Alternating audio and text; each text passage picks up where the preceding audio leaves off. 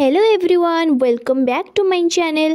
तो सकाल सकाल आम पहुँची गलु नयागढ़ प्रथम आम बुलवाक जाइलु श्रीराम मंदिर जोटा कि फतेगढ़ सेठी थिला कपिलासर थिबा भली घाटी रास्ता आ बहुत ऊपर बनी मंदिर मंदिरटी देखा बहुत सुंदर थिला। आपण माने निहाती थरे बुलवाक जातु। जमती कि आपण मैंने देखिपे ये बहुत सारा जनगहली थिला आ लोक मैंने बहुत जगार बुलवाक आसुथिले। आमे भी जाई पहुँची जाइथिलु मंदिर रे आ मंदिरर कारुकार्य कहिले न सरे बहुत सुंदर थिला।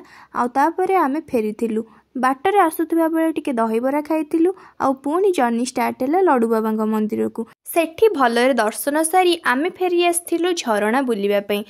पाखरे सेठी थिला बुढ़ा बुढ़ियाणी डैम आ बरकन्या झरणा।